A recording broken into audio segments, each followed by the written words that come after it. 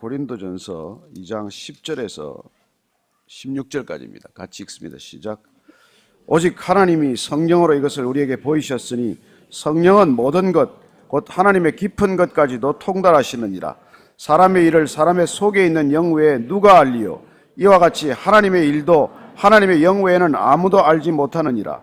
우리가 세상의 영을 받지 아니하고 오직 하나님으로부터 온 영을 받았으니 이는 우리로 하여금 하나님께서 우리에게 은혜로 주신 것들을 알게 하려 하심이라. 우리가 이것을 말하거니와 사람의 지혜가 가르친 말로 아니하고 오직 성령께서 가르치신 것으로 하니 영적인 일은 영적인 것으로 분별하느니라. 육에 속한 사람은 하나님의 성령의 일들을 받지 아니하나니 이는 그것들이 그에게는 어리석게 보임이요 또 그는 그것들을 알 수도 없나니 그러한 일은 영적으로 분별되기 때문이라. 신령한 자는 모든 것을 판단하나 자기는 아무에게도 판단을 받지 아니하느니라. 누가 주의 마음을 알아서 주를 가르치겠느냐? 그러나 우리가 그리스도의 마음을 가졌느니라. 아멘. 한 번 더 기도하겠습니다. 하나님 아버지, 성령 하나님이 이 시간 오셔서 우리 각 사람의 머리 위에 불처럼 바람처럼 임하시고 주께서 말씀하시는 바 그 진리의 말씀 깨달아지게 하여 주옵소서. 예수님 이름으로 기도합니다. 아멘. 성경은 예수가 그리스도임을 증거하는 책입니다. 어떻게 알 수 있습니까? 성령을 통해서 알 수 있습니다. 예수님을 3년간 따라다녔지만은 12제자들이 예수님을 다 알지 못했습니다. 심지어 배신했습니다. 그러나 성령이 오셨을 때 그때 비로소 그들은 사도로 순식간에 호련히 탈바꿈하게 됩니다. 모여서 다투던 그들이 흩어져서 각자 흩어진 곳에서 기꺼이 순교하면서 복음을 전하게 됩니다. 그래서 우리는 사도행전을 성령행전이라고 말합니다. 성령이 아니고서는 우리는 그리스도인이 될 수가 없습니다. 말씀이 아니고서는 우리는 예수를 그리스도로 알 수가 없습니다. 그래서 우리가 말씀과 성령의 사람이 되는 것, 그렇게 말씀과 성령의 사람이 된 것, 그걸 교회라고 부르는 것이죠. 여러분, 교회 가서 성령이 안 계시면 교회 아닙니다. 교회를 성령께서 운영하시는데 사람이 운영하면 그건 제도로서의 교회일 뿐입니다. 오늘 사도 바울이 분란이 난 고린도 교회, 다툼이 있는 고린도 교회, 쪼개질 위기에 빠진 이 고린도 교회를 향해서 왜 다투느냐? 어떻게 해서 다투게 되었느냐? 이걸 일깨워주고 있는 것이죠. 오직 하나님께서 예수 그리스도를 통해서 하나님의 존재를 계시하셨습니다. 하나님은 계시되는 분입니다. 우리가 배워서 아는 것도 아니고 우리가 묵상해서 아는 것도 아니고 우리가 무슨 철학적 탐구를 거쳐서 그분을 아는 것도 아닙니다. 그분은 당신 자신을 스스로 나타내시는 분, 계시하는 분이라고 말합니다. 그래서 우리는 마지막 성경책을 요한계시록이라고 부릅니다. Revelation, 그 요한에게 하나님이 계시하신 것입니다. 새하늘 새 땅을 계시하신 것입니다. 그래서 예수 그리스도를 통해서 하나님께서 스스로를 계시하신 것을 역사적 계시라고 말합니다. 신학적 표현을 쓰면. 그렇습니다. 예수 그리스도를 통해서 하나님은 스스로를 계시하셨습니다. 그렇게 계시된 하나님을 우리는 또 어떻게 합니까? 하나님으로 오신, 인간으로 오신 그 예수 그리스도, 인간이면서 동시에 하나님, 온전한 하나님이시면서 온전한 인간으로 오신 예수 그리스도를 우리가 어떻게 그걸 이렇게 받아들일 수가 있습니까? 그걸 받아들이게 하는 분이 성령님이십니다. 그래서 성령을 통해서 하나님을, 계시된 하나님을 아는 것을 실존적 계시라고 말합니다. 이게 두 개 있어야 되는 것이죠. 오늘 이 사도 바울이 이 성령 하나님이 아니고서는 교회가 될 수 없다는 것, 그리고 참 교회야말로 성령 하나님께서 각 사람에게 임할 때에 성도들 간에 하나가 일어나는 것, 진실로 하나됨이 가능한 것, 그걸 애타게 말해주고 싶어 하는 것이죠. 10절 말씀 다시 읽습니다. 시작. 오직 하나님이 성령으로 이것을 우리에게 보이셨으니 성령은 모든 것, 하나님의 깊은 것까지도 통달하시느니라.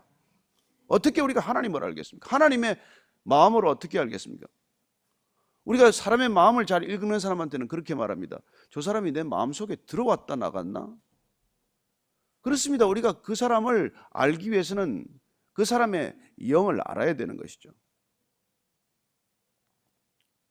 그래서 여러분들이 가끔 가다가 뭐 설교를 듣고 나서 와서 그런 얘기해요. 목사님 오늘 나를 두고 얘기하셨습니까? 내가 여러분 사정을 어떻게 알겠습니까? 그러나 영적인 사건들은 그렇게 일어나고 있는 것이죠. 내 안에 있는 영이 누군가의 영과 하나 되는 그런 교제를 할 때 우리는 그분의 형편을 속속들이 알게 되는 것입니다. 그래서 사람의 일을 사람의 속에 있는 영 외에 누가 알리요? 이와 같이 하나님의 일도 하나님의 영 외에는 아무도 알지 못하느니라. 성령이 아니고서는 우리는 하나님의 일을 분별할 수도 없고 하나님의 일을 알 수가 없는 것이죠. 그래서 우리가 하나님의 영을 받지 않은 사람은 이 교회를 이해할 수 없는 것입니다. 저 사람들 뭐해서 뭐하나? 아침에 왜 나가나? 왜 저렇게 성경을 펴고 하루 종일 읽나? 이런 걸 이해할 수가 없는 것이죠. 더더군다나 성경을 읽다가 혼자서 외우나? 이런 걸 어떻게 알겠습니까?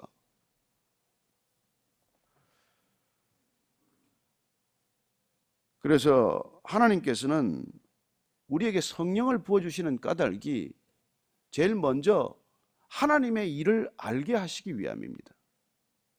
하나님을 알게 하시기 위해서 하나님께서는 우리에게 하나님의 영을 부어주시는 것입니다. 하나님의 영이 아니고서는 하나님을 알 수 없기 때문이죠. 예수님께서 약속하셨습니다. 내가 성령을, 보혜사 성령을 너희에게 보내줄 것인데 그 성령이 오셔야 너희들이 죄에 대하여, 의에 대하여, 하나님의 심판에 대하여 하나님이 행하시는 일을 비로소 알게 될 것이라고 말씀해 주십니다. 하나님이 오시지 않으면, 성령께서 우리 안에 오시지 않으면 우리는 우리 자신이 죄인이라고 고백할 수가 없습니다. 나 같은 죄인, 이런 표현을 쓸 수가 없는 것이죠. 나 같은 의인 아닙니까? 나 같은 의인. 세상에 법 없어도 사는 사람들, 나 같은 의인들이 얼마나 많은지 몰라요. 그 사람들은 법 없어도 사는 사람들이라고 스스로 생각하고, 그들은 하나님 없어도 본인이 하나님처럼 의로움을 지킬 수 있다고 굳게 믿는 사람들이에요.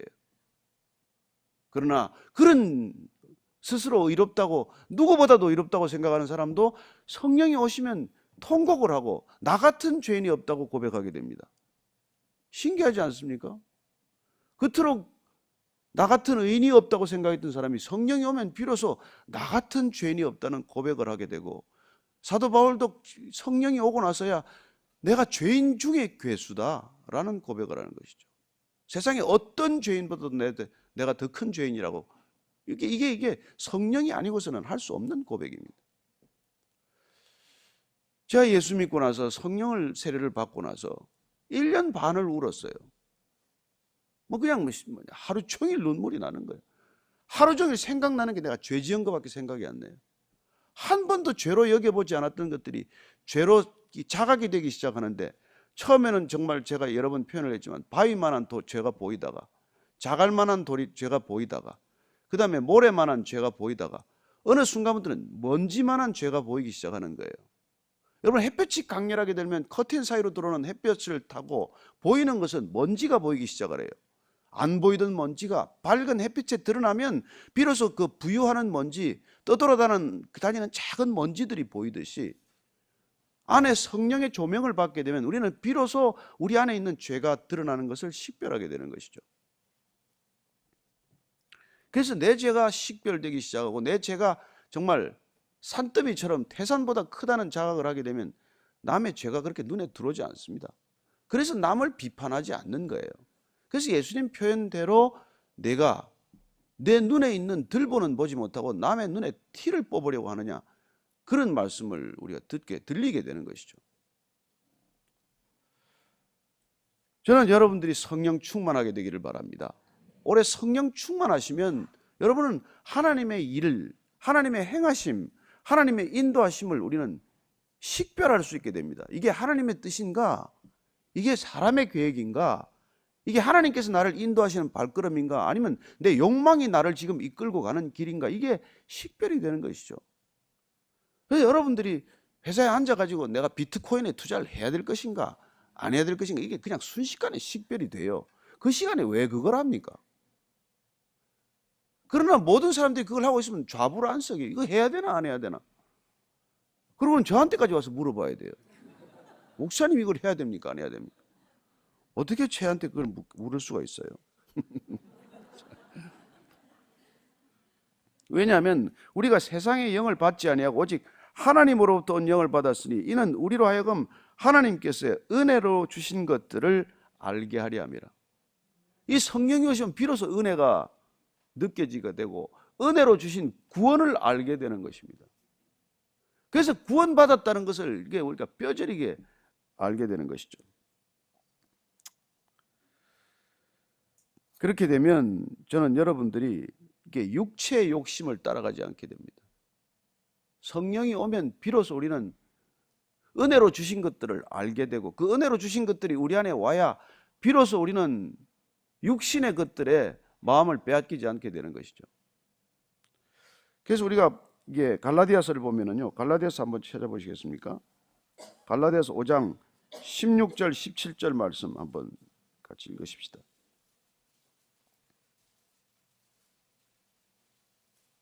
자, 읽겠습니다. 시작. 내가 이르노니 너희는 성령을 따라 행하라.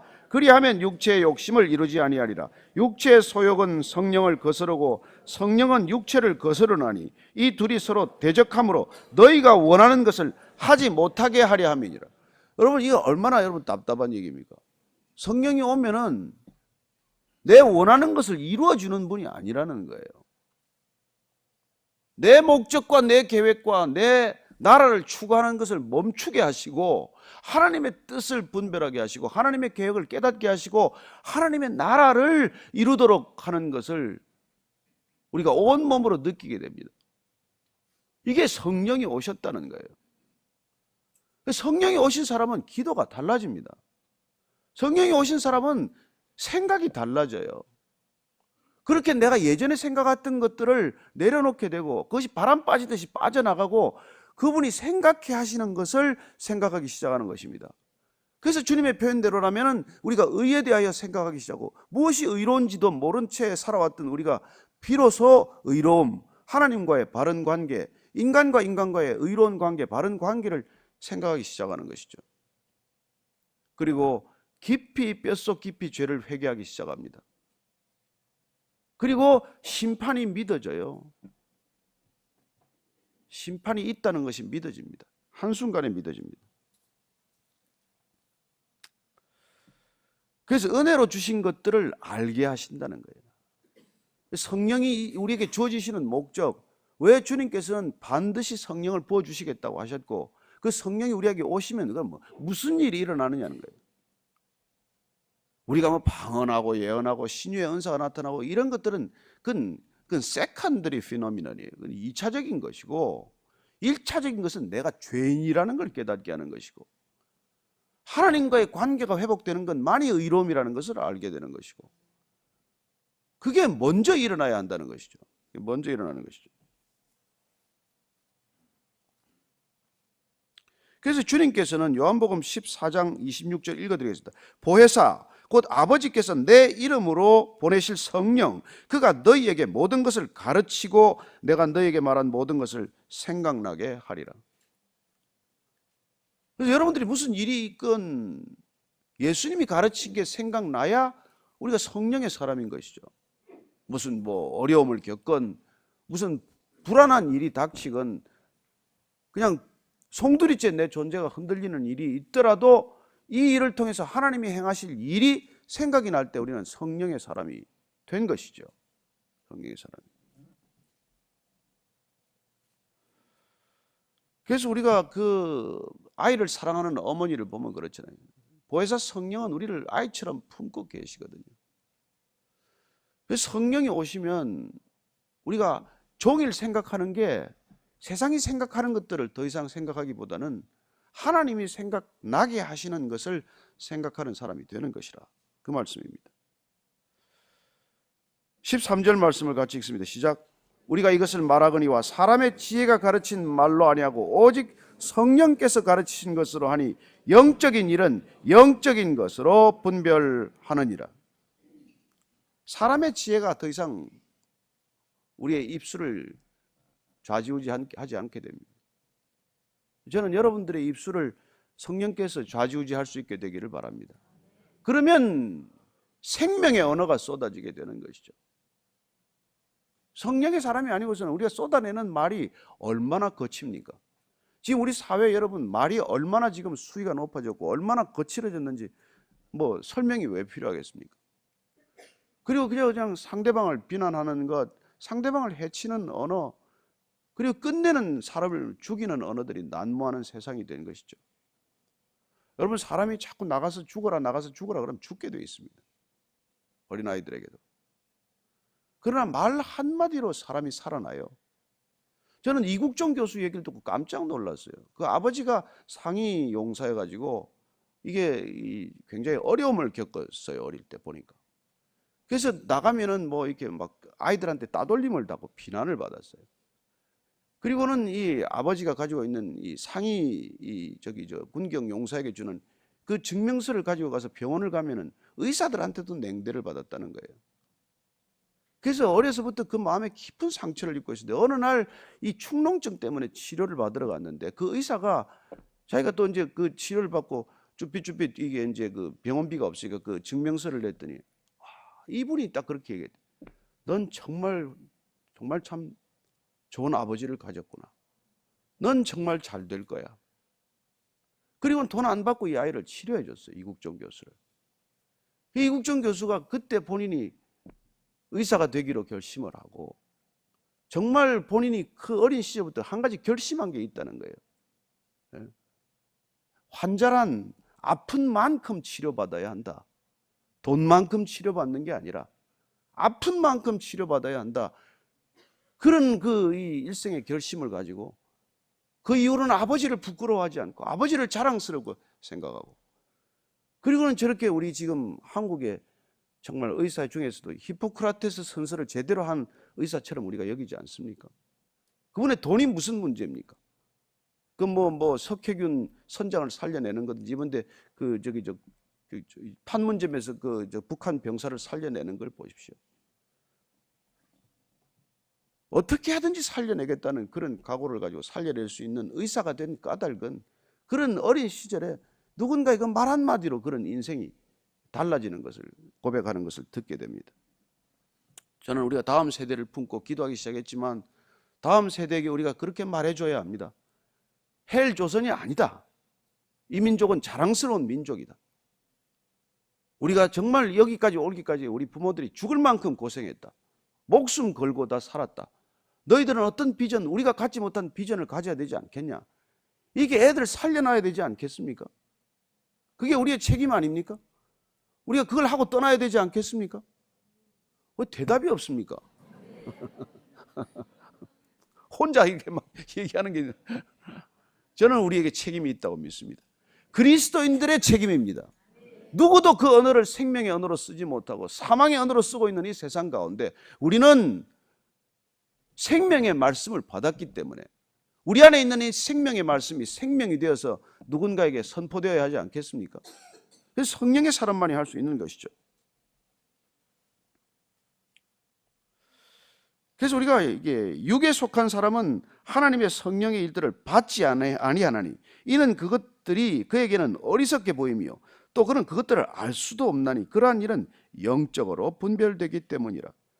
육에 속한 사람, 혼에 속한 사람, 흙에 속한 사람, 첫 번째 아담에 속한 사람, 이 사람들은 영의 이 일을 알 수 없는 것이죠.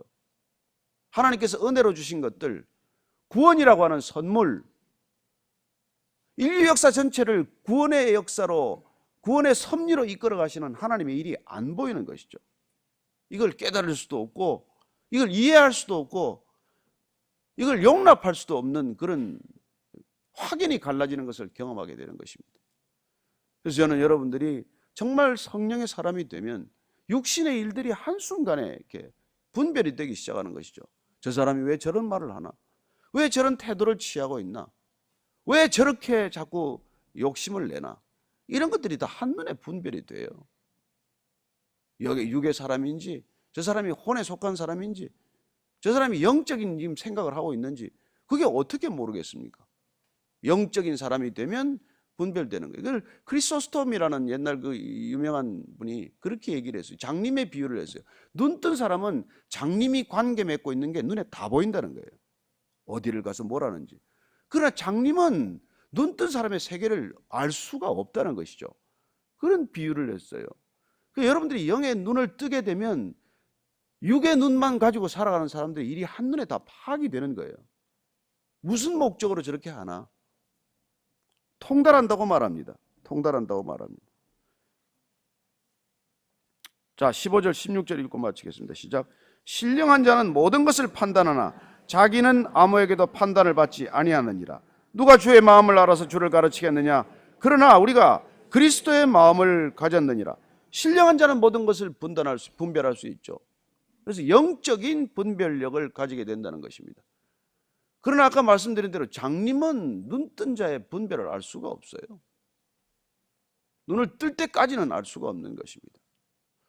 저는 여러분들이 혹시 예전에 뭐 이렇게 설교 때 뭐 영안이 열렸다 이런 얘기를 많이 듣지만, 영안이 열렸다 그러고 더 욕심을 가진 사람들이 많아서 문제 아닙니까?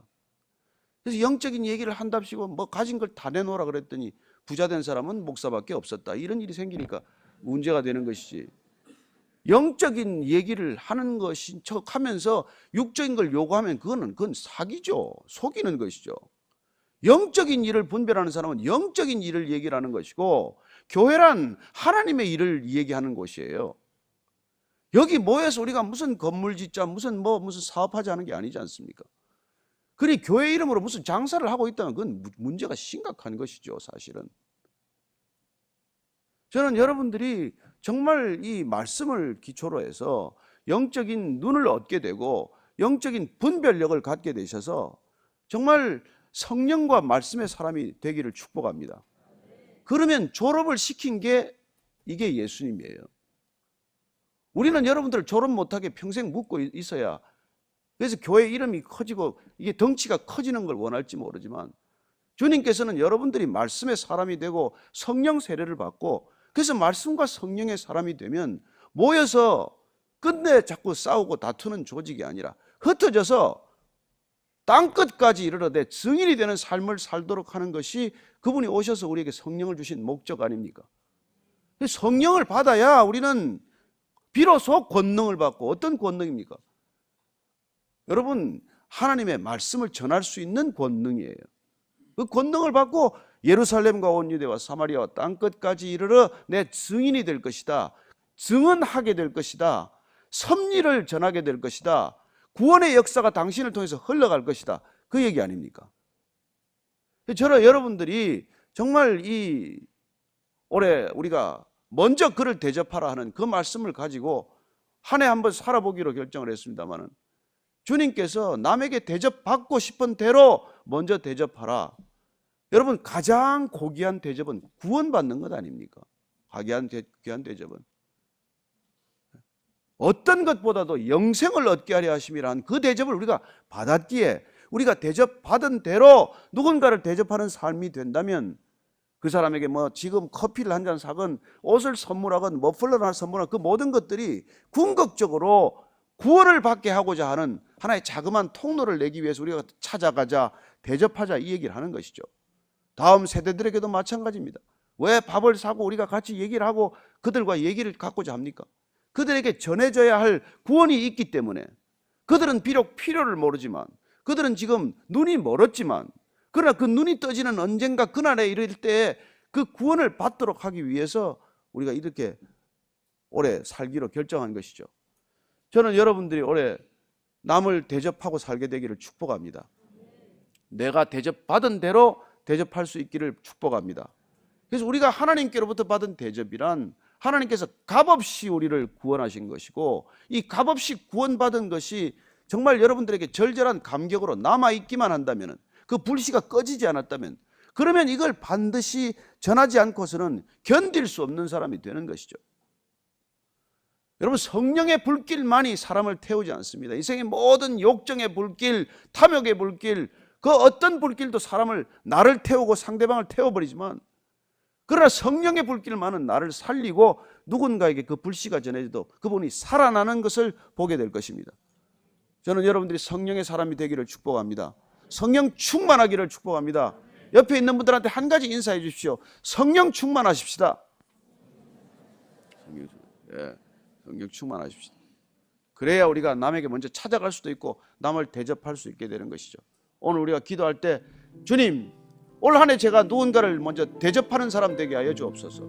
대접받기를 기다리지 않고, 대접받기를 원하지 않고 내가 먼저 대접할 수 있는 까닭은 이미 주님께서 우리를 넉넉하게 대접해 주셨기 때문입니다. 더 이상 저는 부족하지 않습니다. 차고 넘치는 것, 내 자리 넘치나이다. 이 고백으로 주님 누군가에게 다가갈 수 있게 하여 주옵소서. 한번 같이 기도하겠습니다.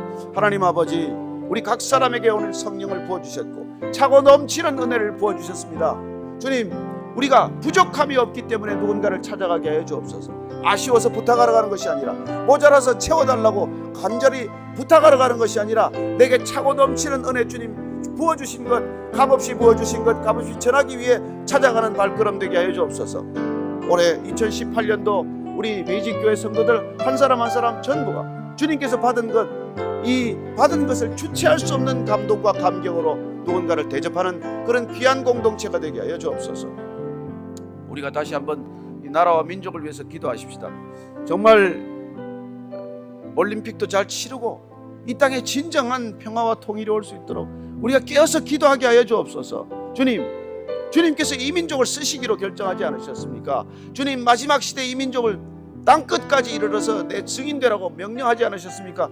그렇게 걸어갈 수 있는 민족 될 수 있도록 이 민족 다시 한번 긍휼을 베풀어 주시고, 다시 한번 이 나라 이 민족을 제사장 백성으로 높이 들어 사용하여 주옵소서. 한번 주의 이름을 크게 부르고 같이 기도하십시다. 주여, 하나님 아버지, 우리 이 땅 가운데 주님 모셔서 이 백성들 들어 사용하여 주옵소서. 주님, 제사장 백성으로 사용하여 주옵소서. 촛불을 끄트리지 말아 주옵소서. 촛불을 옮기지 말아 주옵소서.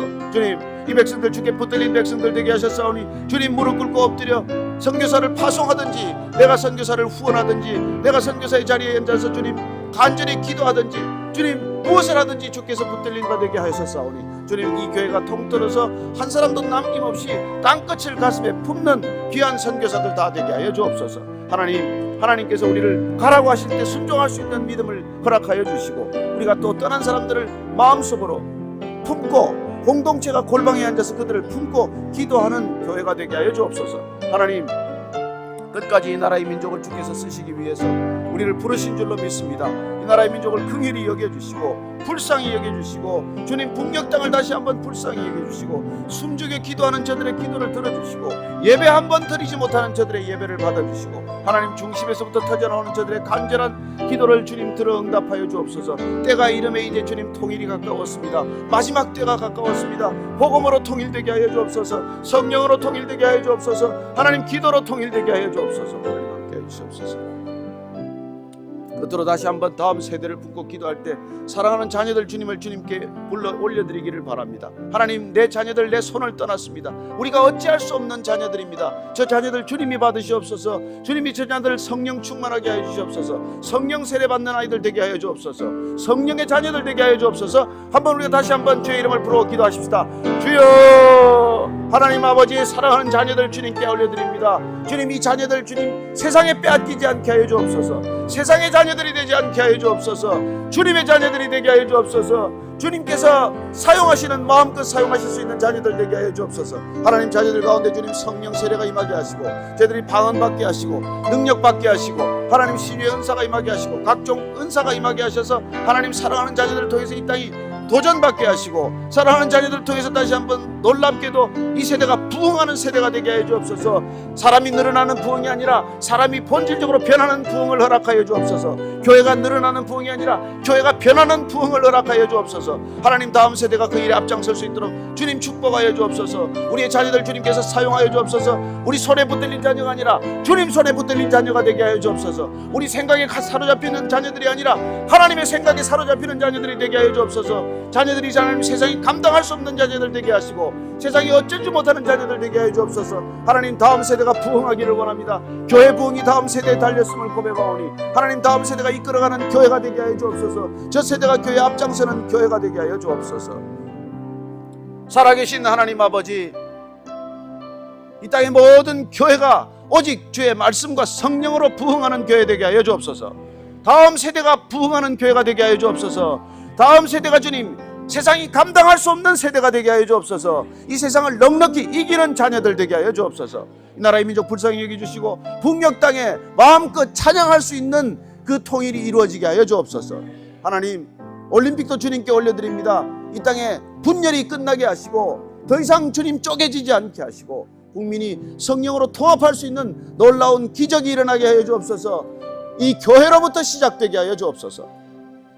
이제는 십자가에서 하나 되도록 하신 우리 구주 예수 그리스도의 은혜와 십자가의 하나됨을 통해 하나님 나라로 맞아주시는 아버지의 사랑과 날마다 쪼개지고자 하고 돌아서고자 하는 우리의 마음을 돌이켜서 주님과 하나 되게 하고 이웃과 하나 되게 하는 성령님의 인도하심이 오늘 말씀에 따라 우리가 더 이상 육의 일에 묶이지 않고 영적인 눈을 뜨고 분별력을 가지고 오직 주 안에서 하나 되기로 결정한 이 자리에 고개 숙인 모든 참 교회 위에 하나님 나라의 지체들 위해 지금부터 영원까지 함께 하시기를 간절히 축원하옵나이다. 아멘.